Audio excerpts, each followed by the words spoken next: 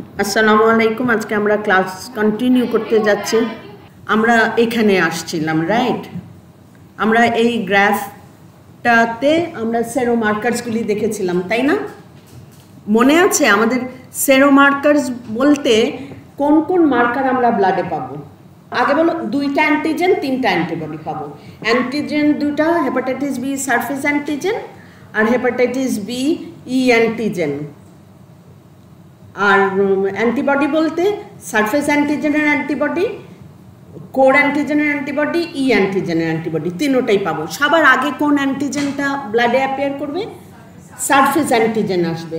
এবং আমাদের কোন অ্যান্টিবডিটা ব্লাডে আসবে? সারফেস অ্যান্টিজেন আসার পরপরই আমাদের হেপাটাইটিস বি কোর অ্যান্টিবডি। আচ্ছা, আমি এখানে কলম নাই আজকেও, আমি চাচ্ছিলাম তোমাদেরকে দিয়ে লিখাতে অ্যান্টিজেনগুলি কীভাবে লিখতে হয়, অ্যান্টিবডি কীভাবে লিখতে হয়। এখানে আমি কোনো মিস্টেক দেখতে চাই না। ইট ইজ ভেরি আনফর্চুনেট তোমাদের লেভেলে যদি তোমরা রিটেন মিস্টেক করো, ইভেন তোমরা রেজিস্ট্রেশন নাম্বার, রোল নাম্বার তোমরা গিয়ে ভুল করো, গ্রুপ নাম্বার লিখো না, it is not accepted at this age, mind you. কারণ আমি বলছি যে আমি যে মেয়েটার কথা বললাম কালকে, 13 বছরের মেয়েটা, আল্লাহর রহমতে যে ও লেভেলে পরীক্ষা দিল, do you know this is her very first written exam in life. Because বিদেশি স্কুলে কোনো রিটেন এক্সাম হয় না in primary school. She was in class 7। Primary স্কুলে কোনো হয় না। 7-এর পরে ওকে হাই স্কুলে যেতে হতো। তো she wanted to skip that high school, actually we wanted to skip. So ওদের কোনো রিটেন এক্সাম হয় না, বাইরে তো দূরে থাক, ওরা যায় স্কুলে, মুখে মুখে বলে, খেলে, খেলার জন্য এই করে সেই করে, দিস ইজ দেয়ার টিচিং। সে সরাসরি ফার্স্ট টাইম ইন লাইফ বোর্ডে ও লেভেল এক্সাম দিয়েছে। তো আলহামদুলিল্লাহ ওই লেভেলের কনসিয়াসনেস, অ্যালার্টনেস তোমাদের যদি এই লেভেলে না হয়, focusing, then how are you going to be doctor in next 2 years? So at this age not acceptable. So খুব চিন্তা করে ঠিক লিখবে। ঠাস করে তোমরা সেরো মার্কার্সের ইন্ডিকেশনগুলি উল্টা লিখে দাও। কেন রে ভাই? মাথার মধ্যে নিয়ে, এটা তো মুখস্থ না, কেউ এটা মুখস্থ করে পার পাবে না, এটা মুখস্থ করার কিছু নাই। সেরো মার্কার্সগুলি একদম বুঝে নিতে হবে। তাহলে আমরা গ্রাফ দিয়ে বুঝতে পারছি এখানে আমরা প্রথমে হচ্ছে সারফেস অ্যান্টিজেন আসে, তারপর কোর অ্যান্টিবডি আসে। কোর অ্যান্টিবডিটা আইজিএম হবে এবং এটা গিয়ে 8 মাসে চলে যায়। আর সারফেস অ্যান্টিজেন 6 মাসে চলে যায় in an healthy individual if the patient with a normal immune function, you know, without any hindrance, supposed to be gone. Surface antigen ta chole jay. Surface antigen thaka mane ki infectioner sign, antibody thaka mane ki cure er sign. But a core antibody does not fall in that category because it is not a neutralizing antibody.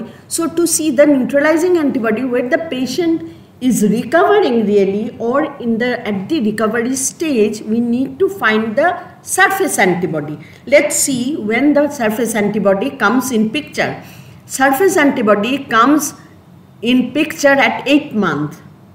So there will be a gap in the production of surface antibody, and during which time the surface antigen will also be not found in the blood. See, this is the catch. এই পিকচারটা আমরা এখন দেখছি, এই যে এখানে surface antigen এসে পিকে গিয়ে চলে যাবে। So there will be a window period, and this is called window period where the surface hepatitis B surface antigen will be diminished or disappear, and hepatitis B surface antibody is not appeared yet. তাহলে এই যে ফাঁকটায় there will be window period where the screen test will be negative, because we are diagnose a patient with a screen test where the antibody against where the surface antigen is detected. তো surface antigen না থাকলে window পিরিয়ডটা এখানে কী হবে? False negative. And to avoid that false negative we must remember this, and this is a very important question when it is asked, and এইটাকে না পারলে আমরা মানে পাস করাবার জন্য তখন এইটা জিজ্ঞেস করি আর কি, যে ভাই এটা দিয়ে বলো, কিছু একটা বলো, তোমার পাড়ার রাইট হোক, পাস করিয়ে দিই। তো এগুলো হচ্ছে খুব ইম্পর্টেন্ট। এখন আসো তাহলে কি উইন্ডো পিরিয়ডে আমাদের হেপাটাইটিস বি ইনফেকশন ডায়াগনোসিস করা যাবে কি যাবে না? এই পিকচার দিয়ে কি বলে, কি দেখে বলবো? আরে দেখো আগে picture, look at this graph. আমি তো বলেই দিলাম 2টা অ্যান্টিজেন 3টা অ্যান্টিবডি ব্লাডে পাবো। তুমি তো এখানে দেখতেই পাচ্ছ ব্লাড পিকচার, ব্লাড প্রোফাইল, ব্লাডে কি কি আছে। এখানে HbA1c স্ক্রিন টেস্ট করলে আমি নেগেটিভ পাবো, তখন আমি দেখতে পাচ্ছি patient has high probability of having hepatitis B because he has been transfused with, say, with blood with a positive person, or got the contact by needle stick injury, gloves torn out, needles at the operating table, who is positive for hepatitis B surface antigen. Now you want to be sure whether the patient is positive or not. তাহলে তুমি এখানে কোন test করবে? হ্যাঁ,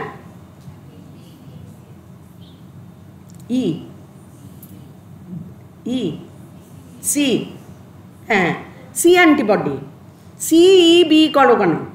C antibody বলতে পারো না, বলার থাকতে হবে কোর অ্যান্টিবডি। তাহলে আমরা এই গ্রাফে কি দেখতে পাচ্ছি যে হ্যাঁ এই কোর অ্যান্টিবডিটা পজিটিভ, ইভেন IgM অথবা IgG টোটাল।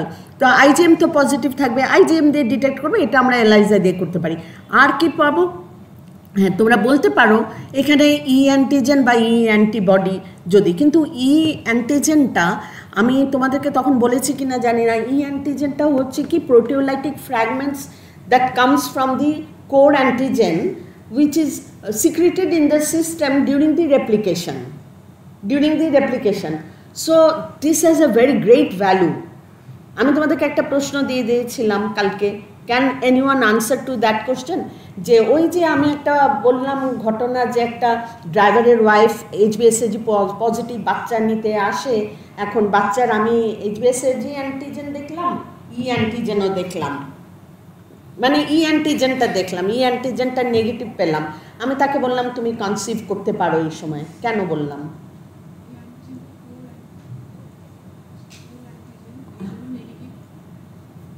তুমি কাছাকাছি গেছো, লাইনে আছো, কিন্তু exact to the point.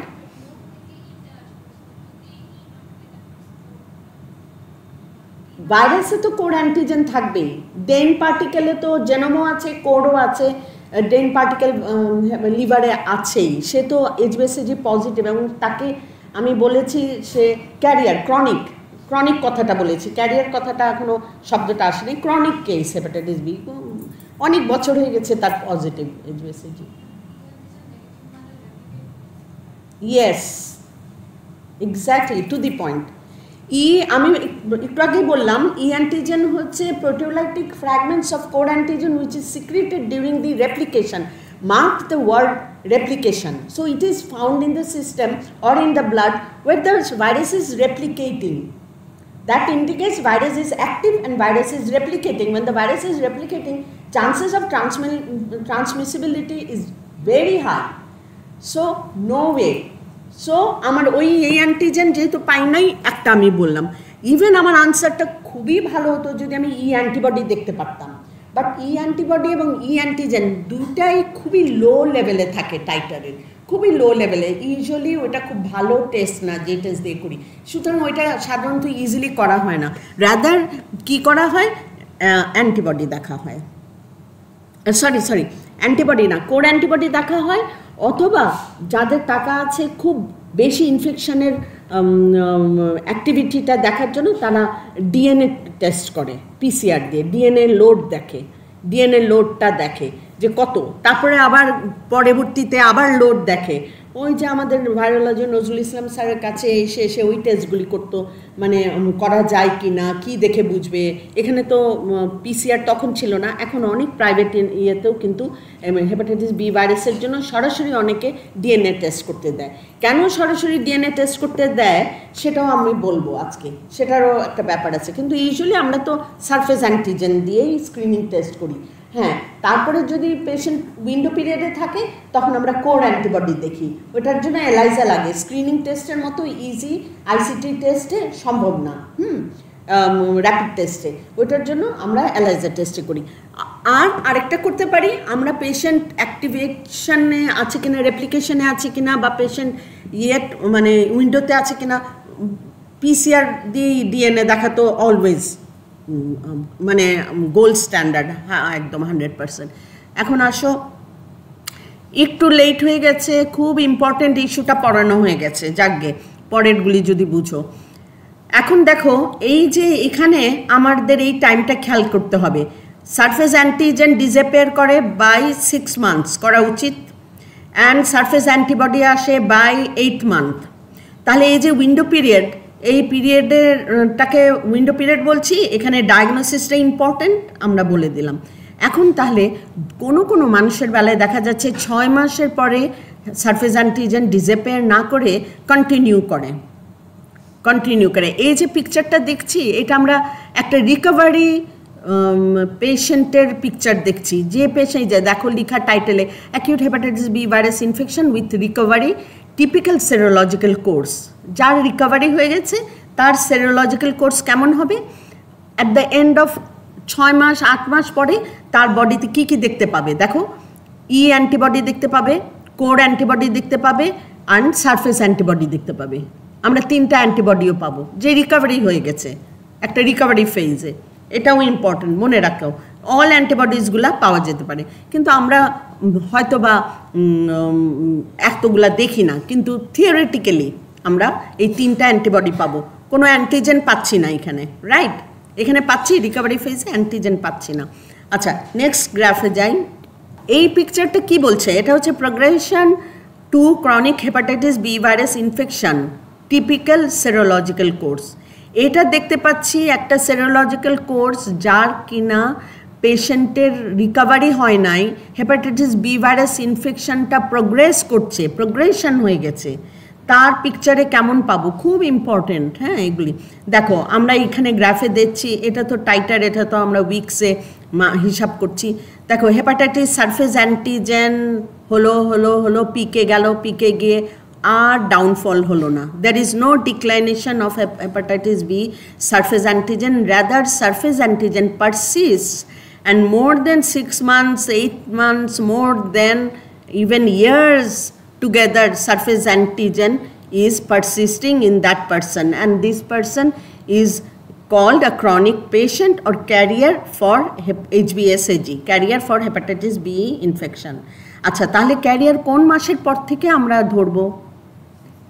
Yes, 6 মান্থসের পরে যাকে আমরা HBsAg পজিটিভ পাবো ইনফেকশনের 6 মান্থসের পর তাকেই আমরা ক্যারিয়ার বলতে পারি, তাই না? আচ্ছা, এখন সেই ক্যারিয়ার পেশেন্টের মধ্যে কি কোনো অ্যান্টিবডি পাবো? এখানে কি বলছে? এখানে বলছে যে হ্যাঁ, কোর অ্যান্টিবডি তো থাকবে। আমরা আগেই দেখালাম, কোর অ্যান্টিবডি তো একবার হয়ে গেলে রয়েই যাবে বডিতে, তো কোর অ্যান্টিবডি থাকবে। And that even doesn't mean anything like hepatitis C virus. তার মানে কোর অ্যান্টিবডি দিয়ে আমরা কখনো পেশেন্ট রিকভার্ড অর নট বলতে পারবো না। কোর অ্যান্টিবডি দিয়ে আমরা এটা বুঝতে পারছি patient has been infected once in life, right? C ভাইরাসেও যেটা, হ্যাঁ, যেমন না থাকলে বলবো না, থাকলে বলবো আইদার অ্যাকিউট অথবা ক্রনিক। এটাতেও সেম, কোর অ্যান্টিবডিটা থাকলে বলবো আইদার অ্যাকিউট অথবা ক্রনিক বা ক্যারিয়ার, নট রিকভার্ড। আর কোনো ইনফরমেশন ওইটা থেকে পাচ্ছি না সোজা। আর IgM অ্যান্টিকোর অ্যান্টিবডিটা তো 6 মাসের মধ্যে, মানে 8 মাস 6 মাস 8 মাসের মধ্যে এম অ্যান্টিবডি চলে যায়, তারপরে ওইটা জি অ্যান্টিবডি দিয়ে রিপ্লেস হয়, হ্যাঁ, এই যে অ্যান্টিকোর অ্যান্টিবডি জি। আর ই অ্যান্টিজেনের আর সারফেস অ্যান্টিবডি তো তার হয় নাই, হয়েছে? সারফেস অ্যান্টিবডি তো হয় নাই, হলে তো আর কোর সারফেস অ্যান্টিজেন থাকতো না, নিউট্রালাইজ করে ফেলতো। সারফেস অ্যান্টিজেন আছে বলেই এটার এগেনস্ট অ্যান্টিবডি হয় নাই, অথবা vice versa.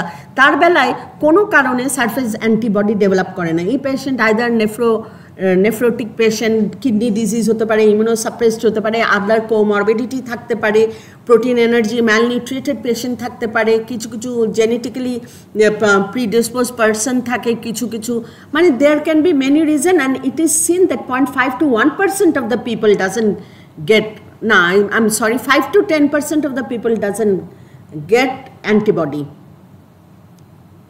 after infection or after vaccination. মানে it is found that chronic career থেকে যায়। তাহলে তাদের বেলায় তো আর কোনো সারফেস অ্যান্টিবডি থাকার প্রশ্নই আসে না, ঠিক আছে, যার ক্যারিয়ার পেশেন্টের। আচ্ছা, ই অ্যান্টিজেনের বেলায় ক্যারিয়ার পেশেন্টের দেখতে পাই ই অ্যান্টিজেনটা অনেক দিন, হ্যাঁ বলো প্রশ্ন।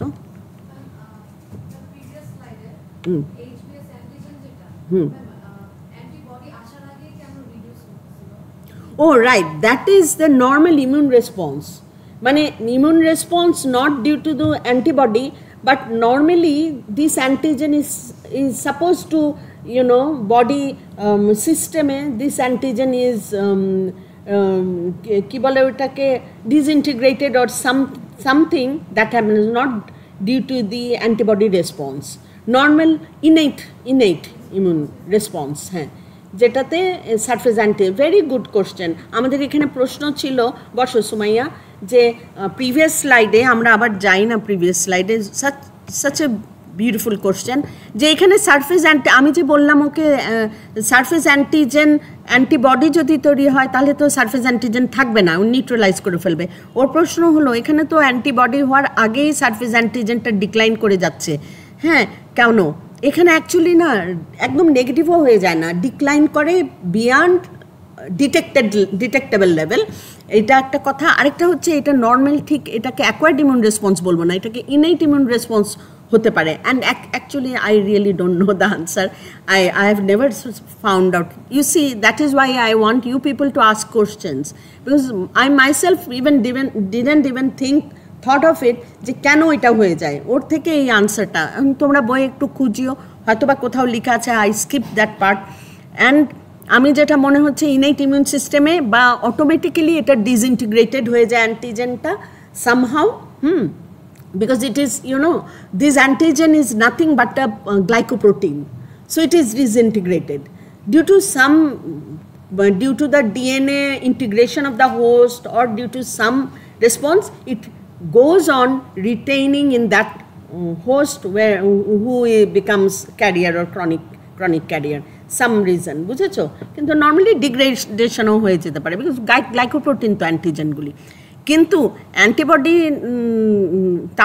যার বেলায় হবে না, অ্যান্টিবডি যার বেলায় হবে না, যে ক্যারিয়ার হবে, তার বেলায় অ্যান্টিবডিও থাকবে না। সেকেন্ড স্টেপে অ্যান্টিবডি তাকে নিউট্রালাইজ অবশ্যই করবে ইমিউন কমপ্লেক্স ফর্মেশন হয়ে।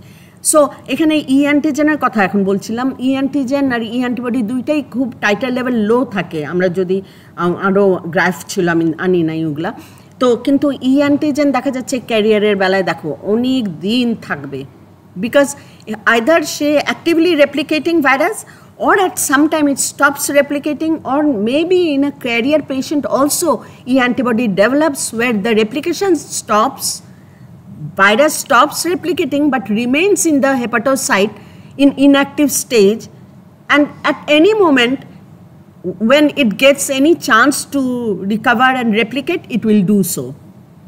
Virus ta লিভার সেলের মধ্যে রয়ে গেছে, হিউম্যান সেলে মেবি ইন্টিগ্রেটেড হয়ে গেছে ডিএনএ, আমরা ওটাও বলেছি যে এটাও দেখা গেছে এই ভাইরাসে, কিন্তু সে অ্যান্টিবডি ডেভেলপ করে ফেলা মানে very less chance of this condition to be transmissible to the vertical transmission হওয়া বা কন্ট্যাক্ট ট্রান্সমিশন। কারণ যখন ই অ্যান্টিবডি ডেভেলপ করেছে তার মানে তোমার virus is not replicating, less replicating, not বলবো না, less replicating, because E antibody হয়ে গেছে, ই অ্যান্টিজেন নাই। বুঝেছো তো এটা? বিকজ রেপ্লিকেশনের একটা সাইন ইন্ডিকেশন বা মার্কার হচ্ছে ই অ্যান্টিজেনের প্রেজেন্স, আর ই অ্যান্টিজেনের এগেনস্টে ই অ্যান্টিবডি হয়ে যাওয়া মানে তার রেপ্লিকেশন রেটটা খুবই কমে গেছে, আর রেপ্লিকেশন হচ্ছে না, এটা এখানে দেখা যায়। কিন্তু মাইন্ড ইট, অনেকের ই অ্যান্টিবডি ডেভেলপ নাও করতে পারে, নাও করতে পারে, কোনো একটা স্টেজে ক্যারিয়ারে যে করতেও পারে, এটার জন্য এটা এখানে দিয়েছে। যে নট নেসেসারিলি যে ক্যারিয়ারে HbS যে পজিটিভ থাকা মানেই ই অ্যান্টিজেন পজিটিভ থাকতেই হবে, নো, ই অ্যান্টিবডি ডেভেলপ করতে পারে। তাহলে এটা আমরা বুঝে গেছি যে ক্যারিয়ার কী কী পাবো। একটা পেশেন্ট যদি ক্যারিয়ার থাকে, কারণ তোমাদেরকে তো প্রবলেম দিবে, একটা পেশেন্ট যদি হেপাটাইটিস বি ক্যারিয়ার বা ক্রনিক থাকে, তার কী কী থাকছে, তার কোর অ্যান্টিবডি থাকছে যেটা অলওয়েজ থাকবে, আর তার সারফেস অ্যান্টিজেন থাকছে, আর ই অ্যান্টিজেন থাকতে পারে বা ই অ্যান্টিবডি থাকতে পারে, এনি ওয়ান, আইদার ই অ্যান্টিজেন থাকবে অথবা ই অ্যান্টিবডি থাকবে, ঠিক আছে। আচ্ছা, তারপরে আমরা চলে যাই, এখন আসো প্যাথোলজি কনসিকুয়েন্সেস। প্যাথোলজি কি? প্রথমে হচ্ছে প্যাথোলজিটা যেটা হবে, আমরা আগেই বলেছি কি কীভাবে আমাদের লিভার সেল ইনজুরি হবে। লিভার সেল ইনজুরি হলে আলটিমেটলি ওখানে আইদার তখন একটা অ্যাকিউট ইনফেকশান হয়ে খুব বেশি ভাইরাল লোড, এবং তোমার পেশেন্টকে বললাম যেরকম পেশেন্ট যদি জন্ডিসের প্রিভেনশনের ক্রাইটেরিয়া ফলো না করে can go into the acute fulminating stage in any time, হ্যাঁ, if condition favors, or the patient may recovery after subacute infection। তাহলে ইনফেকশন হয়ে অ্যাকিউট হয়ে যেতে পারে, সাবঅ্যাকিউট ইনফেকশন হতে পারে, এবং এই বোথ অ্যাকিউট সাবঅ্যাকিউট ইনফেকশন থেকে রিকভারি করতে পারে। হ্যাঁ, আরেকটা ক্লিনিক্যাল কোর্স হচ্ছে ইনফেকশন ক্যারিয়ার হয়ে ক্রনিক হয়ে যায়। তারপরে আসো কমপ্লিকেশন কি হবে। এইখানে কমপ্লিকেশন হতে পারে ওই যে অ্যাকিউট সাবঅ্যাকিউট থেকে রিকভারি না হয়ে ফালমিনেটিং হয়ে হেপাটিক ফেলিওর হলে পেশেন্ট মারা যাওয়ার চান্সেস, মর্টালিটি অনেক হাই। তারপরে ক্রনিসিটি হয়ে পেশেন্টের সিরোসিস হবে, এবং আরও কত বছর পর সিরোসিস থেকে পরে দেখা যায় হেপাটোসেলুলার কার্সিনোমা ডেভেলপ করে, অথবা পেশেন্ট ক্রনিক ক্যারিয়ার হিসাবেই রয়ে যায় লাইফ লং, ঠিক আছে। আরেকটা হতে পারে কমপ্লিকেশন ওই থেকে কমপ্লিকেশন থেকে ক্যারিয়ার হতে পারে, আরেকটা হচ্ছে প্রথম থেকেই ক্যারিয়ার থেকে পেশেন্ট ক্যারিয়ারই হয়ে গেল। তাহলে তার কি কনসিকুয়েন্সেস, ক্যারিয়ারের কি কনসিকুয়েন্সেস? ক্যারিয়ারটা source of hepatitis B virus on earth রয়ে গেল, যে দেশেই থাকবে সে হেপাটাইটিস বি ভাইরাস ক্যারি করছে, হ্যাঁ, একটা সোর্স। তারপর সে অ্যাক্টিভলি ট্রান্সমিট করতে পারে both horizontal and vertical, you know intimate secretion, discharge and এভরিথিংয়েও যেতে পারে। হ্যাঁ, ব্লাডে তো যাবেই, সেক্সুয়াল কন্ট্যাক্টে high risk, and vertical transmission হতে পারে ইন কেস অফ ফিমেল। তাহলে এগুলি হচ্ছে আমরা কনসিকুয়েন্সেস দেখতে পাই। এখন আসো ডায়াগনোসিস। আমার মনে হয় ডায়াগনোসিস তোমরা সবাই জানো, বিকজ এখন ডায়াগনোসিস বললে আমাদের মাথায় থাকতে হবে antigen detection, antibody detection, DNA detection. Alright, আমরা অলরেডি এটা ডিসকাস করেছি। সেরোমার্কার বললে খালি অ্যান্টিজেন অ্যান্ড অ্যান্টিবডি ডিটেকশন বুঝবো। যদি diagnostic, what are the how we can diagnose hepatitis B viral, don't forget to mention DNA there. আর যখন সেরোমার্কার মেনশন করবে, what are the seromarkers, do not forget to mention that in blood and in hepatocyte. Liver cell biopsy করা যায় না, liver cell biopsy করেও তো DNA দেখতে পারি বা কোর অ্যান্টিজেন দেখতে পাই, ওইটা হচ্ছে লিভার সেল বায়োপসি লাগবে।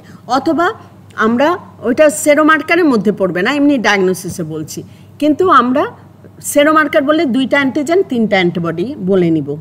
আচ্ছা, এখন আসো, এখানে আমি অলরেডি বলেছি হেপাটাইটিস বি সারফেস অ্যান্টিজেন হবে, বাড়বে, কমে যাবে 6 মান্থের মধ্যে। আর নর্মাল রিকভারি পেশেন্টের ই অ্যান্টিজেনও বাই দ্যাট টাইম ডিসঅ্যাপিয়ার করবে। After window period both surface antibody, E antibody develop করবে, অ্যান্ড কোর অ্যান্টিবডি প্রথম থেকেই ডেভেলপ করবে। প্রথমে আইজিএম থাকবে, পরে আইজিজি হয়ে যাবে। So this is the consequences. এখন আসো, আমি এই স্লাইডগুলি বানিয়েছিলাম করোনা টাইমে। আই এম সো হ্যাপি যে আমি এসব স্লাইডগুলি বানিয়েছি। Actually what does it mean, carrier মানে কি, উইন্ডো পিরিয়ড মানে কি, যেহেতু এই 2টা কোশ্চেন খুব পরীক্ষার সময় জিজ্ঞেস করা হয়। ক্যারিয়ার মানে তোমরা জানো, উইন্ডো পিরিয়ডে কী কী সেরোমার্কারের অবস্থা থাকবে তাও তোমরা জানো। হ্যাঁ, কোর সারফেস অ্যান্টিবডি নেগেটিভ থাকবে, সারফেস অ্যান্টিজেন নেগেটিভ থাকবে, কোর অ্যান্টিবডি পজিটিভ থাকবে, ঠিক আছে। অ্যান্টিজেনগুলির এখন খুব পেট কোশ্চেন হচ্ছে give the seromarkers of the hepatitis B virus and their indication or their importances. So indication বলুক আর ইম্পর্টেন্সেস বলুক, তোমাদের মাথায় ওই পয়েন্টগুলি তো আছে, ই অ্যান্টিবডি কখন সে মানে এগুলো কিন্তু না বুঝলে তো ওই যে ওই চার্টটা মুখস্থ করো না, চার্ট মুখস্থ করে সবগুলো ইনক্লুড করতে পারবে না, আর উল্টাপাল্টা হয়ে যায়। এই যে তোমরা মনে রাখলে সারফেস অ্যান্টিজেন গিয়ে 6 মাসে চলে যাবে আর ক্যারিয়ারে থেকে যাবে, কোর অ্যান্টিবডি প্রথমেই আসবে এবং সারা জীবন থেকে যাবে, আর ই অ্যান্টিজেন থাকতেও পারে নাও থাকতে পারে। এই তিনটা ইনফরমেশন মাথার মধ্যে রেখে দিলে you can think of any kind of problem that comes in front of you or you can come across. তাহলে এখানে আমরা দেখতে পাচ্ছি সারফেস অ্যান্টিজেন যখন পাই আমরা কি কি বুঝবো, আমি ইন্ডিকেশন ওইভাবে দিচ্ছি বা ইম্পর্টেন্সটা ওইভাবে এখানে লিখে দিয়েছি। তোমরা কিন্তু এর থেকেও আরও 2-1 পয়েন্ট বাড়াতেও পারো, হ্যাঁ, who knows. Surface antigen positive, তো যদি তার মানে কি তোমার ইন্ডিকেশন কি বা ইম্পর্টেন্স কি, তোমাদের এইভাবেই আনসার হবে ইম্পর্টেন্স হলে যে সারফেস অ্যান্টিজেনের ইম্পর্টেন্স কি। নাম্বার 1 সারফেস অ্যান্টিজেন যার পজিটিভ পাবো সে ইনফেক্টেড। নাম্বার 2 সে ক্যারিয়ার হতে পারে নাও হতে পারে, কারণ আমি তো এখন বুঝবো না, আমাকে খালি ইনফরমেশান দিয়েছে সে পজিটিভ, হ্যাঁ, তার হিস্ট্রি নিতে হবে। Number 3 say infectious or transmissible, highly infectious স্টেজে আছে, সে সেক্সুয়ালি প্রোটেকশন নেবে, তার ব্লাড গ্রুপের নেবে এবং সে জানাবে সবাইকে, কোনো প্রসিডিওর করলে সে জানাবে, তার সার্টিফিকেট থাকবে আই এম HbA/Ag পজিটিভ, যেন একটা সামান্য ইনভেসিভ প্রসিডিওরও এইটা ডক্টররা জানতে পারে অ্যান্ড কেয়ারফুল থাকে। তাহলে এই ক্যারিয়ার যখন হবে তাহলে ক্যারিয়ার পেশেন্ট ইনফেকশাস হবে unless E antibody is found. E antibody যতক্ষণ না পাবো তাকে আমরা ই ইনফেকশাস হিসাবে কনসিডার করব, কাকে? ক্যারিয়ারকে। ওকে, আসো ই অ্যান্টিজেন পেলাম, ই অ্যান্টিজেন পেলে কি বুঝছি? Patient is replicating and patient is highly infectious. এটা জানলে ওইটা জানবো। ওকে, তারপরে আসো অ্যান্টিবডিগুলি। হেপাটাইটিস বি সারফেস অ্যান্টিবডি পেলাম, কি কি বুঝবো? আমি তো এটাকে পিছিয়ে নিয়ে গেলাম। এখন সারফেস অ্যান্টিবডি পেলাম, এখন আমি প্রশ্নটা তোমাদের করি, কি কি এই সারফেস অ্যান্টিবডি থেকে কি কি ডিডাকশনে আসো? What are the things that you can think of from the number 1 previously infected and recovered just recovered bolleই recovered from HBV, হ্যাঁ, তারপরে ওকে ওইটা আর মেনশন করব না। আর very good, vaccinated, patient can be vaccinated, right? Vaccine দিলে তো surface অ্যান্টিজেনই দেয়, vaccinated. আর তোমরা important জিনিসগুলাই বলে ফেলেছো, হ্যাঁ। দেখো patient number 1 patient is protected, immune, হ্যাঁ, either through infection or through vaccination, শেষ, আর কিছু নাই। এখন কোর অ্যান্টিবডি পেলে কি বলবো? কোর অ্যান্টিবডি পেলে নাম্বার 1 ইনফেক্টেড হতে পারে, ক্যারিয়ার হতে পারে, ক্রনিক হতে পারে, রিকাভার্ড হতে পারে, হ্যাঁ, ভ্যাকসিনেটেড হবে? নো, ভ্যাকসিনেটেড হবে না। ভ্যাকসিনে তো আমরা কোর অ্যান্টিজেন দেই না, কোর অ্যান্টিবডি কেন হবে? ভ্যাকসিনে শুধু সারফেস অ্যান্টিজেন দেই এবং ওইটাই নিউট্রালাইজিং অ্যান্টিবডি, শুধু ওইটাই পাবো। সো আরেকটা কি, কোর অ্যান্টিবডি হলে ওই যে বলে দিলাম এগুলা ইনফেক্টেড, কিওর্ড বা ক্যারিয়ার। আরেকটা হচ্ছে HbA/Ag or HbS antibody needed to clarify. Core antibody পেলে নেক্সট পয়েন্ট হচ্ছে আমাকে তাকে কোর অ্যান্টিবডি পেলাম, তার আইদার ই অ্যান্টিবডি আছে কিনা দেখতে হবে। হ্যাঁ, কোর অ্যান্টিবডি তো আছে, বুঝলাম রে বাবা, কিন্তু তার স্টেটাস তো জানি না যে সে হয়েছিল কিনা, সে রিকাভার্ড না ইমিউন তা জানতে হবে। হ্যাঁ, কেউ পেশেন্ট যদি এর জন্য খামাখা আমি কোর অ্যান্টিবডি কখনো করব না। কেন করব না? কারণ আমি যদি কোর অ্যান্টিবডি করি ইট মিনস নাথিং। এই কোর অ্যান্টিবডি কার্ড নিয়ে ভাই আমার কোর অ্যান্টিবডি আছে, হ্যাঁ, ডাজেন্ট মিন এনিথিং। তাহলে আমার ই অ্যান্টিবডি আছে কিনা দেখতে হবে বা সারফেস অ্যান্টিবডি আছে কিনা দেখতে হবে, ওইটাই হচ্ছে আসল। হ্যাঁ, আচ্ছা, তারপরে হচ্ছে ই অ্যান্টিবডি যদি পাই, ই অ্যান্টিবডি পেলে আমরা বলবো yes patient is not replicating, patient either immune মানে পেশেন্ট কিওর্ড বা প্রোটেক্টেড আর কি, প্রোটেক্টেড হতে পারে, অথবা ক্যারিয়ার থাকতে পারে উইথ লো ইনফেক্টিভিটি। এই যে ইনঅ্যাক্টিভ ভাইরাস, নাম্বার ওয়ান আমরা এসব কথা না বলে সোজা কথা ই অ্যান্টিবডি পেলে বলবো inactive virus, not replicating, inactive virus and low infectivity. ঠিক আছে। ডিএনএ ডিটেকশন কখন কখন করা লাগে? ডিএনএ ডিটেকশন আমরা ভাইরাল লোড দেখতে, কেন ভাইরাল লোড দেখব? কালকে আমি একটা প্রশ্ন করেছিলাম, কি কারণে আমরা ভাইরাল লোড দেখব? আর কিছু কো-ইনফেকশন থাকলে ভাইরাল লোড দেখব।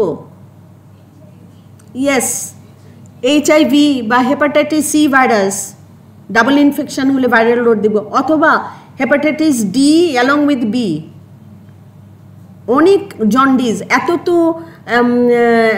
তোমার এএলটি লেভেল হতে পারে না, এসজিপিটি হতে পারে না, এটা তো ই না, আবার বি পজিটিভ, তার মানে কি ডাবল ইনফেকশন? ইতে এত লেভেল হাই হয়, আমার সাসপিশন হচ্ছে, তো আমার এনি আদার কো-ইনফেকশন আমরা লোড দেখব। তারপর ট্রিটমেন্ট দেওয়ার আগে লোড দেখব, যে ট্রিটমেন্ট দেওয়ার পরে কোনো ইমপ্রুভমেন্ট হলো কিনা।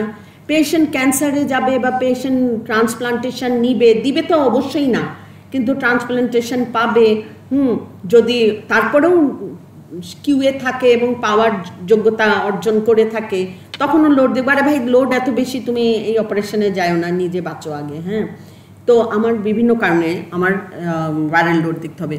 তারপরে ডিএনএ ডিটেকশন করব ক্যারিয়ার দেখার জন্য। I want to be sure, আমার অ্যালাইজার দরকার নাই, আমি একদম ডিএনএ ভাইরাস দেখব। হ্যাঁ, ডিএনএ ভাইরাস দেখা মানে এখানে বলো তো, এই ডিএনএ ভাইরাসে এখানে পিসিআর করে আমরা কোন ফর্ম অফ সারফেস অ্যান্টিজেন দেখব, ডেন পার্টিকেল না ওই 22 nanometer circular filamentous form? Of course Dane particle, কারণ ডিএনএটা তো ডেন পার্টিকেলই থাকে। ঠিক আছে। তারপরে 3 নম্বরে আসো অকাল্ট হেপাটাইটিস বি। এই অকাল্ট হেপাটাইটিস বিটাই একটু সবার জন্য না, তবে যারা বুঝবে তারা বুঝবে, এটা কোনো কঠিনও ব্যাপার না, কারণ এটা আবার জানারও প্রয়োজন আছে। এই অকাল্ট হেপাটাইটিস বি নিয়ে আমি অনেক জুনিয়র ছিলাম, আমাদের সিনিয়র একজন ভাই, আমাদের খুব প্রিয় সিনিয়র ভাই আশরাফ ভাই ছিলেন, পরীক্ষা নিতে এসে একবার আমার এমফিল স্টুডেন্টকে, তখন আমি এমফিল স্টুডেন্টদের পরীক্ষা নিয়ে ঢাকা মেডিকেলে অ্যাসোসিয়েট প্রফেসর, তো উনি আসছেন ভাইরোলজি পরীক্ষা নিতে। এই প্রশ্নটা দিয়ে আমার একটা স্টুডেন্টকে অনার্স দিল না, খুব ভালো আমার প্রিয় স্টুডেন্ট ছিল, ওই প্রথম ব্যাচের 3টাই অনার্স পাওয়ার মতো ছিল, তো উনি দিলেন না। উনি বলছেন কি না না না, এটা বুঝতে হবে অকাল, মানে এইটা প্রশ্ন। তারপর থেকে আমার খুব ইচ্ছা ছিল, আমি যখন হেড হব বা প্রফেসর হব, আমার কোনো এমফিল স্টুডেন্টকে আমি এই কাজটা করাবো। তারপর আল্লাহর রহমতে সলিমুল্লাহ মেডিকেল কলেজে একটা স্টুডেন্টকে দিয়ে এই কাজটা করিয়েছি, এবং ও ওই কাজটা করে খুব ভালো রেজাল্ট পেয়েছে। বোকাটা করলো কি, কুমিল্লা মেডিকেলে গিয়ে ওর পোস্টিং হলো, কুমিল্লা মেডিকেল কলেজের জার্নালে এটা পাবলিশ করে দিল। এই বোকামিটা ভবিষ্যতে করিও না, খুব ইম্পর্টেন্ট ইনফরমেশন, যেটা সবার জানা দরকার, যেটা ডাক্তারদের জানা দরকার, সোসাইটির জানা দরকার, you need to disseminate, because no research is good enough to do for nothing. Research is to do to disseminate, to let people know about it. তো যেখানে তোমার অনেককে জানাইতে হবে, সেখানে ভালো, যেটাতে ভিউ হবে, সবাই দেখতে পাবে, ওরকম জার্নালে দিতে হবে। অ্যাটলিস্ট বিএমডিসির জার্নালে দিতা, বিএমআরসির জার্নালে দিতা, ডক্টরসদের জার্নাল অনেক আছে দিতা। ওই কুমিল্লার জার্নাল কয়জন পড়ে? ওই কুমিল্লাবাসীরাও পড়ে না, মানে ওই কুমিল্লার হসপিটালের ডাক্তারও পড়ে না, বিকজ মোস্ট অফ দি কুমিল্লার হসপিটালের ডক্টররা থাকে ঢাকায়, ওনারা 2 দিন 3 দিন অফিস, আমি জানি এসব ঘটনা ঘটেছে এক সময়। সো ওইটা করাতে কি হলো, সে ওইটা আর পাবলিশ করতে পারলো না। Once it is publish, you cannot publish it second time, কারণ তোমাকে ওই একটা সাইন করতে হয়। সো খুব বুঝে শুনে যাকে, কিন্তু I am happy, Allah made my fulfil my dream. 4 নম্বর হচ্ছে career female before conception. Career female ওই যে বললাম, কনসেপশন হওয়ার আগে আমরা তাকে ডিএনএ করাইতে পারতাম, সে তো গরিব ছিল, তার তো আমি ফ্রিতে অ্যান্টিজেন দেখেছি, কিন্তু অন্যরা করবে। আরেকটা হচ্ছে প্রগনোসিস হেপাটাইটিস বি ট্রিটমেন্টের জন্য, ওইটা তোমার ভাইরাল লোড দেখাতেও চলে যেতে পারে।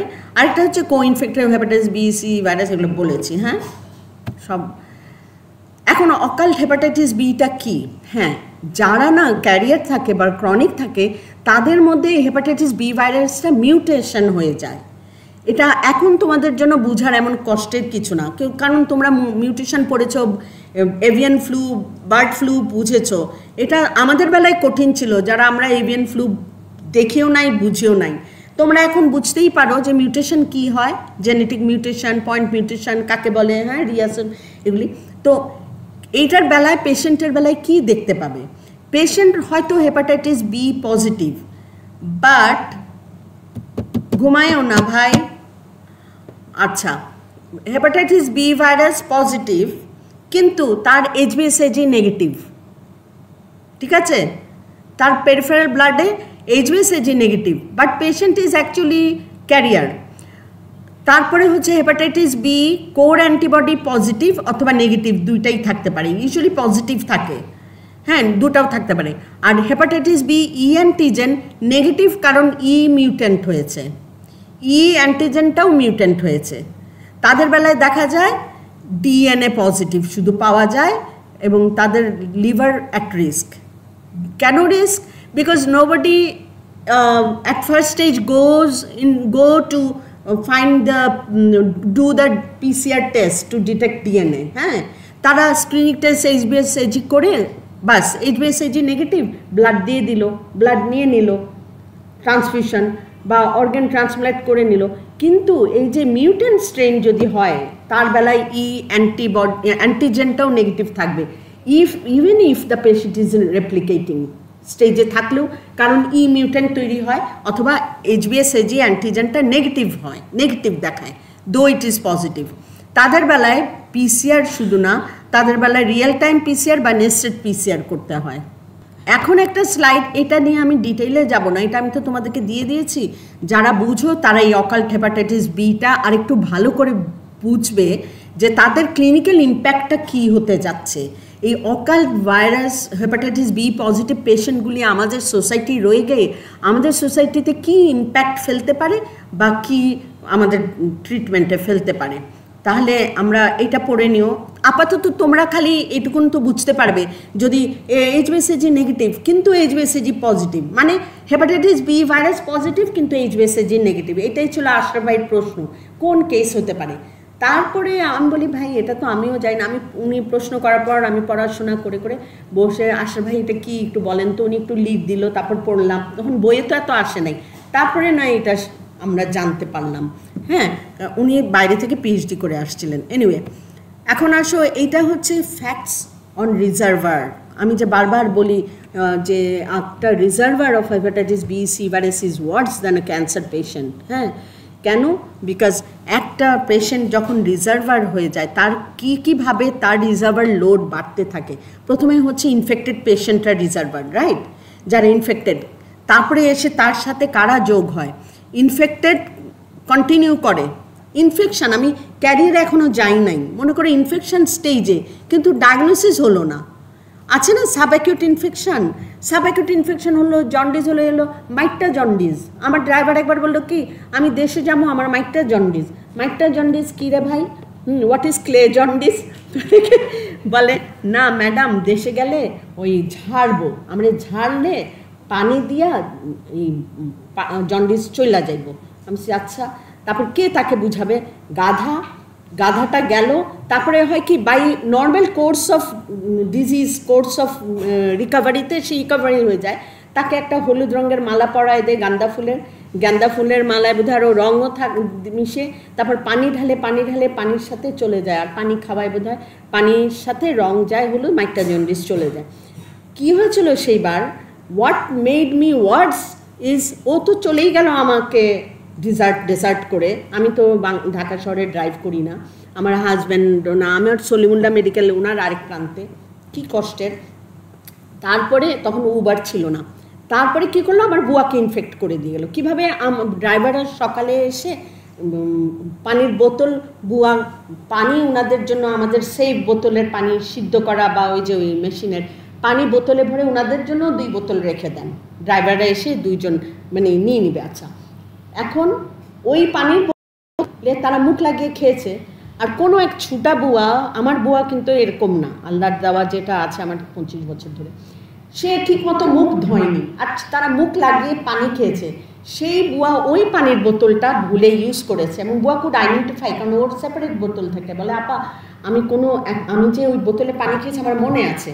তারপরে বুয়ার শুরু হলো, she is a comorbid patient, this and that this and বেচারা heavy weight, diabetic, heart disease, hypertensive, তাকে তারপরে 1 মাস আমার হসপিটালাইজ রাখতে হয়েছে। And on top of that তাকে নর্মাল ওয়ার্ডে রাখা যায় না, নর্মাল ওয়ার্ডের খাটেও চিকন, আর দ্বিতীয়ত হচ্ছে তার জন্য খুবই কষ্টকর, তাকে এসি ওয়ার্ডে রাখতে হয়। মানে সেটা তো আল্লাহ রাখায় যেটা করুক। 1 মাস 1.5 মাস রোজার মাসটা আমার কষ্ট গেল এরকম এই বদমাস ড্রাইভারের জন্য, মূর্খ, যে আমার ওকে ইনফেক্ট করে দিল। তাহলে কতটা তোমাদের সাবধান হতে হবে। ইনফেক্টেড কেস, সে কিন্তু তখনও ডায়াগনোসিস হয় না, আমার টেস্টের জন্য ওয়েট করে নাই, হ্যাঁ, সে বুঝতে পারলো তার মাইকটা জন্ডিস। আচ্ছা, তারপরে আমরাও রিয়েলাইজ করলাম।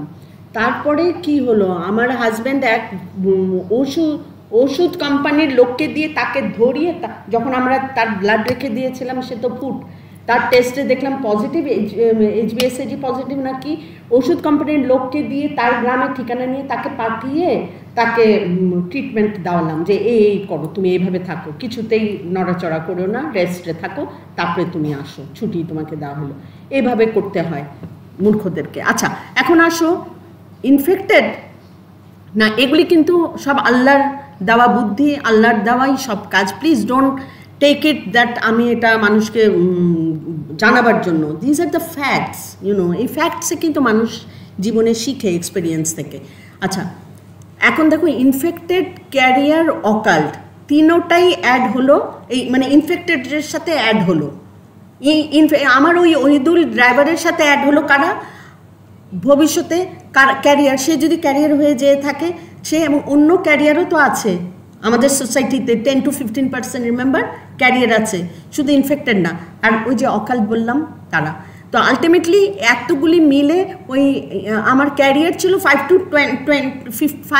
to 15%, হ্যাঁ, তাহলে আমার টোটাল ইনফেক্টেড পার্সন কত হলো? এর মধ্যে যদি অকাল্ট আর ইনফেক্টেড অ্যাড হয়, তাহলে আমার হরাইজন্টাল অ্যান্ড ভার্টিক্যাল ট্রান্সমিট করছে এত মোটা একটা অ্যারো দিয়ে, মানে এটা আস্তে আস্তে বেড়ে গেল, ঠিক আছে? তাহলে they are really not even counted, এইটা কাউন্ট করা হয় না, এটা আমাদের চিন্তার বিষয়।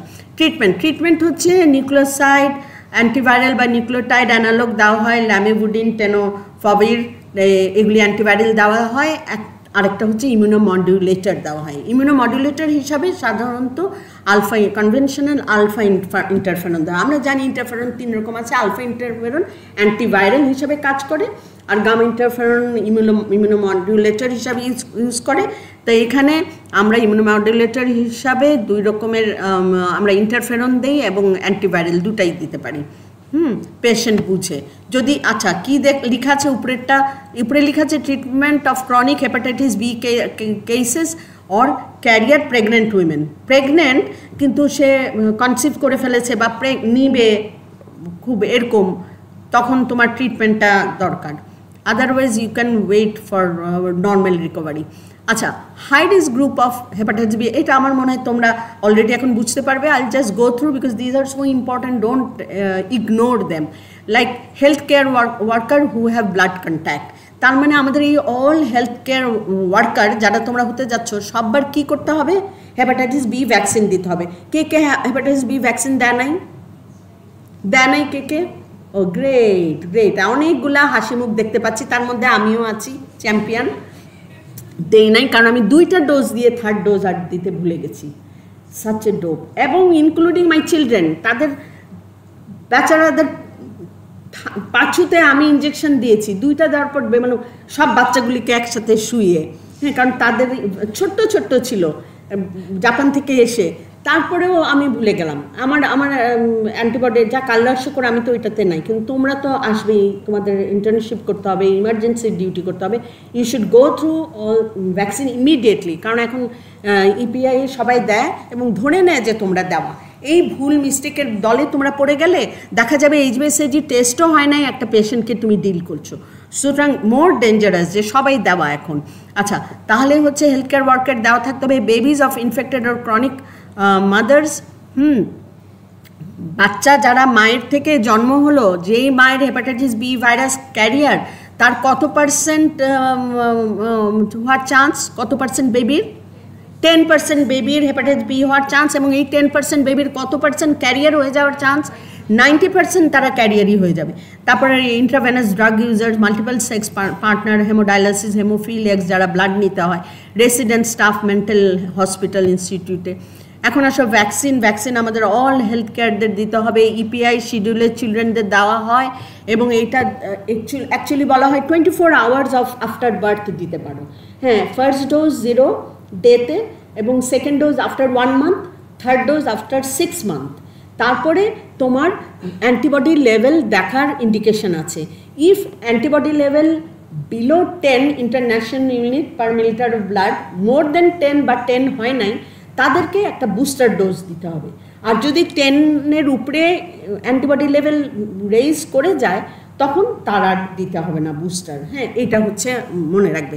তারপরে হাই রিস্ক যারা, তাদেরও ভ্যাকসিন দিতে হবে। হ্যাঁ, তাহলে হাই রিস্ক সব হেলথ কেয়ারের চিলড্রেন তো দেওয়াই হয়। এই ভ্যাকসিনটা সম্পর্কে অলরেডি বলেছি। আরেকটা কারণে ভ্যাকসিন দিতে হবে, এটার জন্য শুধু না, কী কারণে রিকমেন্ডেড, প্রিরিকুইজিট, এই ভ্যাকসিন দেওয়ার আগে প্রিরিকুইজিট কি?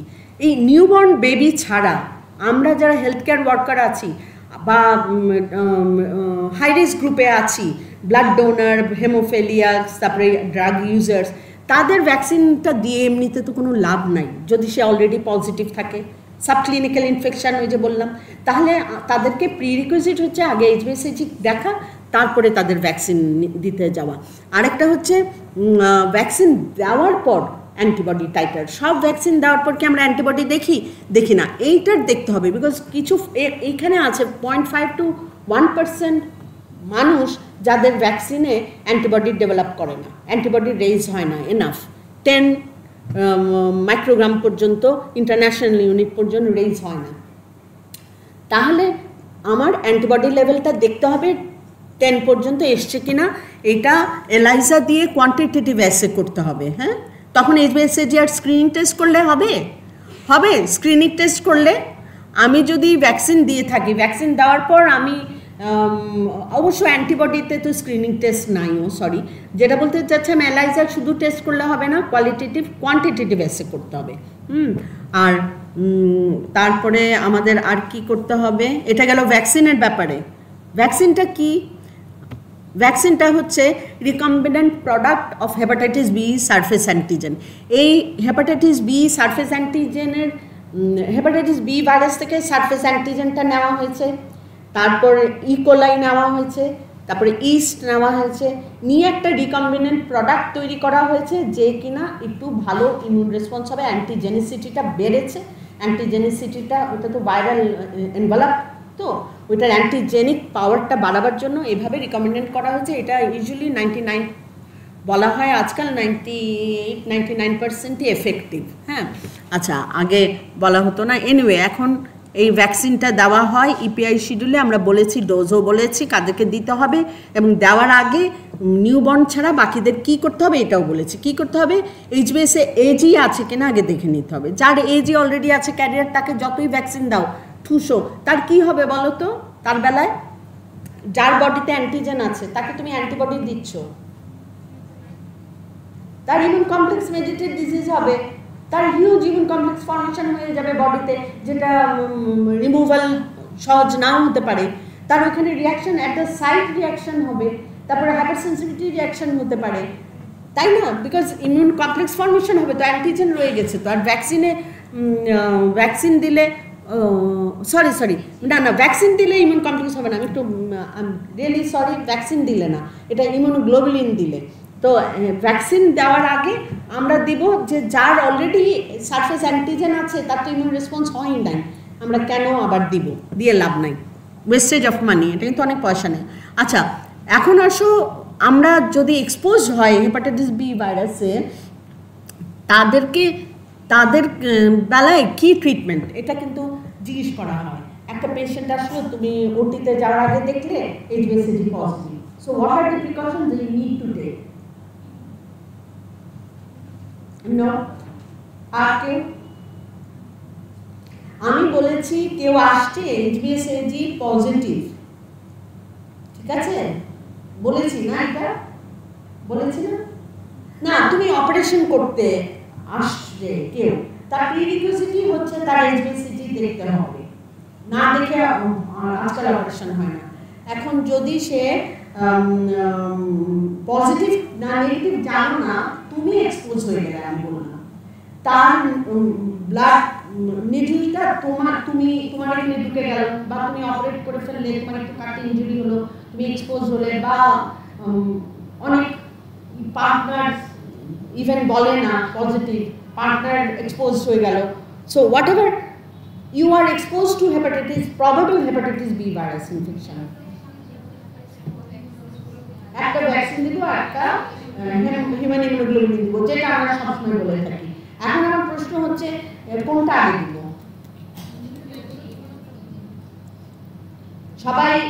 সবার আনসার সেম, ইমিউনোগ্লোবুলিনটা আগে দিব না ভ্যাকসিন আগে দিব?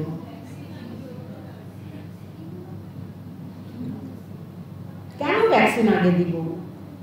ভ্যাকসিনটা না অ্যাক্টিভ ইমিউনাইজেশন, আর ইমিউনোগ্লোবুলিন না প্যাসিভ। তো তোমার বডিতে ভাইরাস ঢুকে গেছে, ভাইরাসটাকে নিউট্রালাইজ করতে কি লাগবে? হ্যাঁ, তো প্রথমেই ফার্স্ট ইয়েতে ইউজুয়ালি এক্সপোজ হয়ে যাও যদি তোমার উইদিন 6 আওয়ার্স ইমিউনোগ্লোবুলিন দিয়ে দিবে, and not preferably after 48 hours. 48 hours পরে দিবে না, তোমার 6 ঘন্টার মধ্যে immunoglobulin, human immunoglobulin for hepatitis B virus দিয়ে দিতে হবে। দেওয়ার পরে 6 ঘন্টা পরে দেওয়ার পর তারপরে পেশেন্টের যদি অবশ্য তার আগে you need to know about the status of the exposed person. এখন যে এক্সপোজড হয়েছো, হ্যাঁ, বা তোমার পেশেন্ট বা তোমার কলিগ, তোমার নার্স এক্সপোজ হয়েছে, তাকে তোমার আগে জিজ্ঞেস করতে হবে আপনার কি অ্যান্টিবডি আছে, আপনি কি ভ্যাকসিন নিয়েছিলেন, তাহলে তার অ্যান্টিবডি চিন্তা করতে হবে। হোয়াট এভার হার অ্যান্টিবডিজ, একটা ডোজ তুমি ইমিউনোগ্লোবুলিন দিতেই পারো, দিয়ে তারপরে তুমি অ্যান্টিবডি লেভেল দেখো, এবং যদি তার অ্যান্টিবডি লেভেল মোর দেন 10 থাকে আর ইমিউনোগ্লোবুলিন দেওয়া লাগবে না, ভ্যাকসিন দেওয়া লাগবে না। যদি কম থাকে তাহলে তাকে 7 দিন পরে ভ্যাকসিন দেওয়ার একটা হবে, কারণ তুমি তো ইমিউনোগ্লোবুলিন সাফিসিয়েন্ট দিয়েছো অ্যাকাউন্টে, এখনই ভ্যাকসিন দেওয়ার দরকার নাই, বিকজ হিউম্যান ইমিউনোগ্লোবুলিন তো আরেকটা গ্লাইকোপ্রোটিন নেচার, ওই 7 দিন পরে ও কমে যাবে, তারপরে ভ্যাকসিন দিবা, তখন ভ্যাকসিন। হ্যাঁ, অথবা অনেক সময় 1 দিন 2 দিন পরে দেয় কিনা জানি না, আমি বইয়ে দিলে আমার কথা হচ্ছে দিলেই ও অ্যান্টিজেন তো দিয়ে দিবে, ওই ইমিউনোগ্লোবুলিন তো নিউট্রালাইজ হয়ে যাবে। হিউম্যান ইমিউনোগ্লোবুলিন এক হাতে যদি দাও, আরেক হাতে যদি ভ্যাকসিন দাও, এটা আমরা আগে শিখেছি, আগে জেনেছি, কিন্তু এখন বলে 7 দিন পরে ভ্যাকসিন স্টার্ট করো। That sounds very logical, because you know immunoglobulin তো প্যাসিভ। তুই কি বলি? আচ্ছা, ইমিউনোগ্লোবুলিন তো প্যাসিভ, হিউম্যান ইমিউনোগ্লোবুলিন, তার সাথে যদি ভ্যাকসিন দাও, ও ভ্যাকসিনটা তো অ্যান্টিজেন, তাহলে তো নিউট্রালাইজ করে ফেলবে সিস্টেমে গিয়ে, ব্লাডে গিয়ে। হ্যাঁ, এর জন্য তো 7 দিন পরে দিলে ভাইরাস নিউট্রালাইজেশন হয়ে গেল, তারপরে তুমি ভ্যাকসিনটা স্টার্ট করবে। আর এর জন্য বলছে 48 আওয়ার্স প্রেফারেবলি। তাহলে এই গেল ইমিউনোগ্লোবুলিন আর ভ্যাকসিন দুটা কিভাবে দিব। সোর্স রিডাকশন কিভাবে করব, তাহলে আমরা সোর্সটা রিডাকশনের কথা আমাদের মাথায় চিন্তা করতে হবে as a future scientist. Mother to child is the most common mode of transmission of hepatitis B, but it can be prevented. এটা মনে রাখবো, ওকে? Take home message কি? Most common mode of transmission হচ্ছে perinatal transmission বলছি, যে 10% transmission হয়। Best prevention of transmission হচ্ছে active passive immunization. Perinatal transmission can occur, এটা একটু শুনো, even despite active or passive ইমিউনাইজেশনের পরেও পেরিনেটাল ট্রান্সমিশন কিন্তু কোনো লো গ্রেডে হতে পারে মার থেকে বাচ্চার, during delivery or during delivery, mainly during delivery. আর আবার এখানে বলছে mother to child transmission can be prevented antepartum antiviral therapy দিয়ে দিতে। তুমি এইটাও যদি প্রিভেন্ট করো, অ্যান্টিভাইরাল থেরাপি, অ্যান্টিপার্টাম বাচ্চা জন্ম হওয়ার আগে তুমি দিতে পারো। আর নিউনেটস কারেক্টলি ইমিউনাইজ করতে হবে, আর breastfeed at the same time করতে হবে, both in HIV hepatitis B infected মায়ের ব্রেস্ট ফিডিং ম্যান্ডেটারি, এখন বলে না কেউ at the same time treatment. ঠিক আছে, আমি এখন আচ্ছা এগুলি পড়ে কে কি বুঝো নাই, এই যে লিখেছি, যারা তোমরা আমাদের কাশ্মীরের ফ্রেন্ড বা ফরেনার ফ্রেন্ড আছে, hepatitis B virus, hepatitis C virus ডিফারেন্সগুলি এটা সব বুঝেছো? দেখো তো কোন পার্টটা বুঝো নাই। I got a little tired of talking. এমন কিছু আছে যেটা আমরা বুঝি নাই? দেখো পড়ে, আমার মনে হয় সবই বুঝেছো। দেখো তো, তোমরা নিশ্চয়ই প্রিন্ট আউট নিয়ে এসো আমার লেকচারের ইম্পর্ট্যান্টগুলি অন্তত, তাহলে তো ইয়েতে দেখতে পাবে কি বুঝো নাই।